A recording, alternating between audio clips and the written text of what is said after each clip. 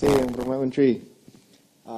Hanya nak buat satu pembetulan saja. Bila Yang Berhormat Menteri kata saya rasa delegasi daripada Kerajaan Pulau Pinang bawa pihak pemaju ke luar negeri untuk membawa pemaju sendiri yang buat. Okey, kalau macam tu minta maaf. Tapi saya rasa seperti apa yang Menteri kata sendiri, peratusan yang telah pun dibeli oleh pihak warga luar negeri adalah kurang dan Kerajaan Pulau Pinang telah pun meningkatkan kadar harga rumah yang boleh dibeli oleh warga negeri warga luar negeri di Pulau Pinang, dan saya rasa kadar itu RM1 juta merupakan kadar yang paling bukan RM1 juta, RM1 juta adalah kadar yang paling tinggi sekali di seluruh negara, dan pada masa yang sama negeri Pulau Pinang juga telah pun mengagihkan RM500 juta, satu tabung yang paling besar sekali di seluruh Malaysia untuk membina rumah mampu milik untuk rakyat di Pulau Pinang. So saya agak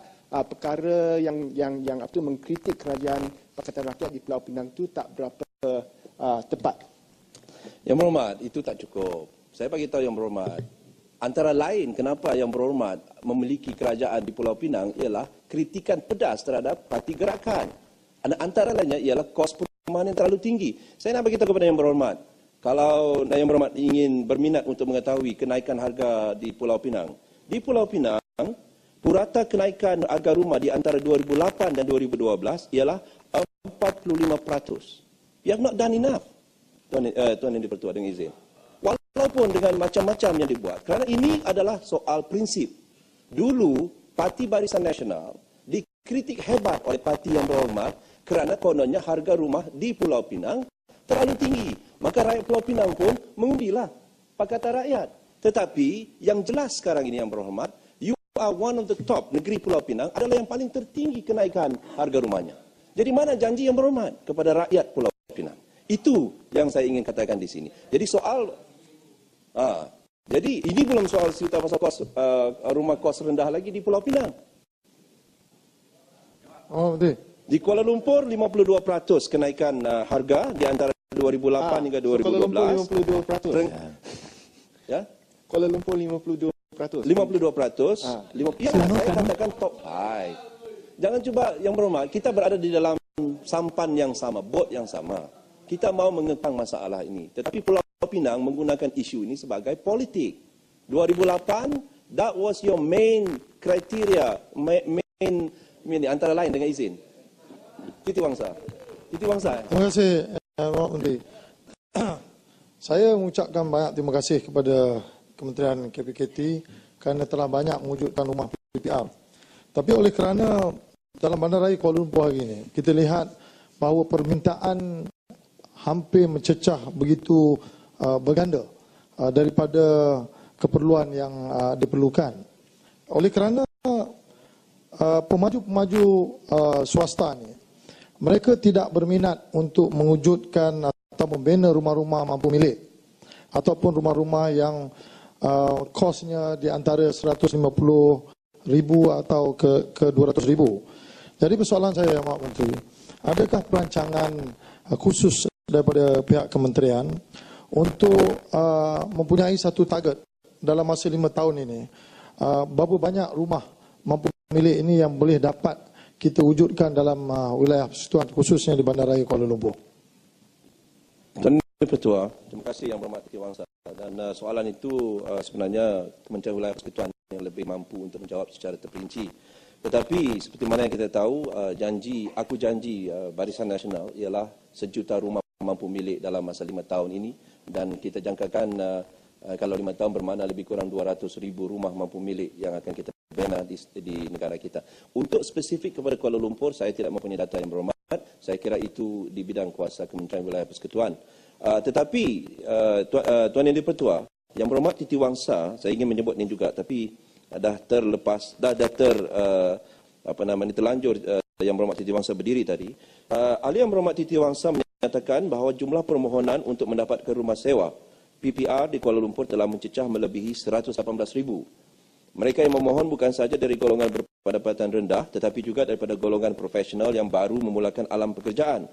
Untuk makluman Dewan Yang Mulia ini, jumlah pemohon PPR yang dinyatakan oleh Yang Berhormat Titiwangsa itu agak mengelirukan, tak berapa betul. Ya.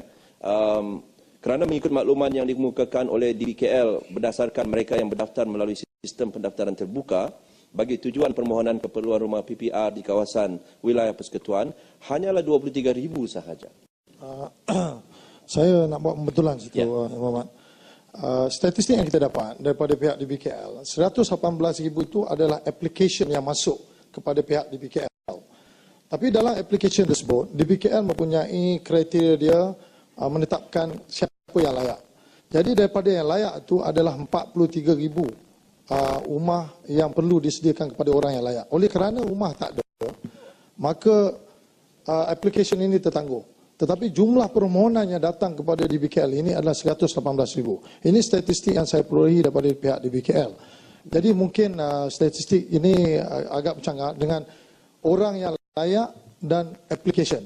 What I mean is actually application. Saya setuju Yang Berhormat. Saya nak sokong.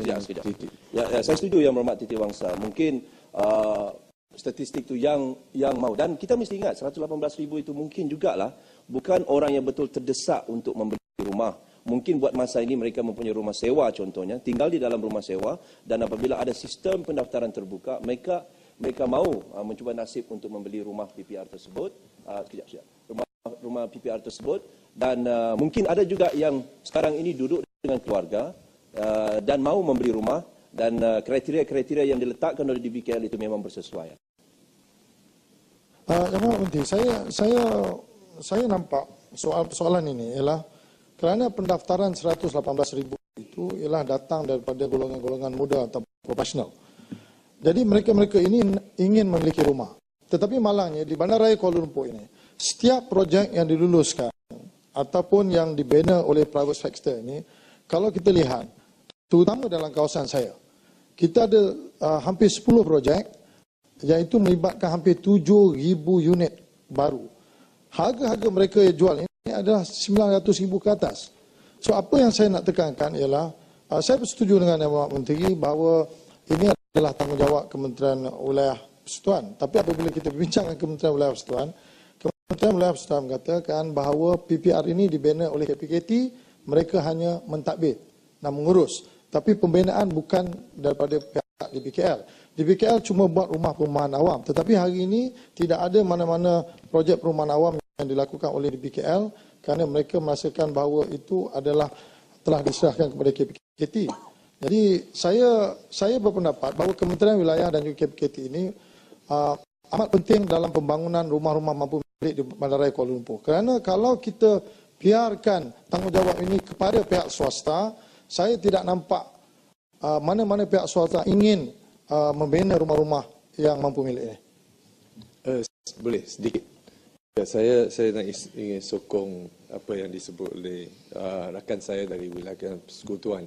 Saya dapati bahawa banyak projek yang sedang dibangunkan juga oleh swasta, mereka mengabaikan tanggungjawabnya untuk membangunkan rumah-rumah PPR.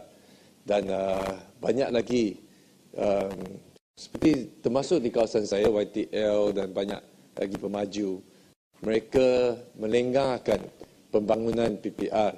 Saya ingin tahu sama ada kementerian boleh mengambil satu pendirian yang lebih tegas supaya social responsibility ini diambil, dan juga priority untuk membangunkan PPR harus bermula dulu. Jangan kita mula bina semua yang komersial, selepas tu PPR itu sebagai satu sampingan, dan ada kala, banyak kali tidak dilanjutkan. Kita Yang Berhormat Titi Wangsa, saya bersetuju. Sebenarnya masalah kekangan yang dibuat oleh yang berdepan dengan KPKT ini adalah tanah. Tanah. It's very simple. Dengan izin Tuan Yang Di-Pertua. Banyak kawasan-kawasan yang kita bina PPR ini, kalau kerajaan negeri contohnya dan pihak berkuasa tempatan, kalau mereka fikirkan, ia ada sedikit macam satu permasalahan dari segi tafsiran. Kalau mereka katakan ini untuk orang-orang yang miskin, kebanyakan kerajaan negeri dan juga PBT akan memberi tanah yang betul-betul jauh di pinggir bandar, di tepi sungai, di bawah jambatan, kerana mereka ini kononnya miskin, dan ataupun tempat bekas pelupusan sampah, tanah lombong, macam-macam. Jadi selagi mana pihak-pihak yang berkenaan tidak memberikan tanah yang sesuai untuk KPKT membina PPR, maka kita terpaksa berdepan dengan masalah kos yang meningkat. Kerana dalam keadaan-keadaan tertentu, KPKT terpaksa membeli tanah-tanah swasta dan ini akan menambahkan lagi kos dan mengurangkan jumlah yang sepatutnya kita bina. Saya setuju, kita bersama-sama menangani isu ini. Very quickly ya, Titi Wangsa. Very quickly. Quick one. Menteri Wilayah bagi komitmen bahawa tanah-tanah dalam Bandaraya Kuala Lumpur setinggan mereka akan gazetkan untuk buat rumah PPR.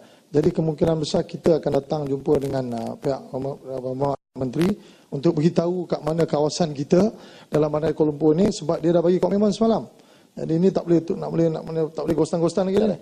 Dan sebenarnya Titi Wangsa saya setuju kalau Menteri Kementerian Wilayah Persekutuan datang berjumpa dengan Yang Berhormat, cantiklah tu. Tapi kita panggil sekali lagi Menteri Keuangan.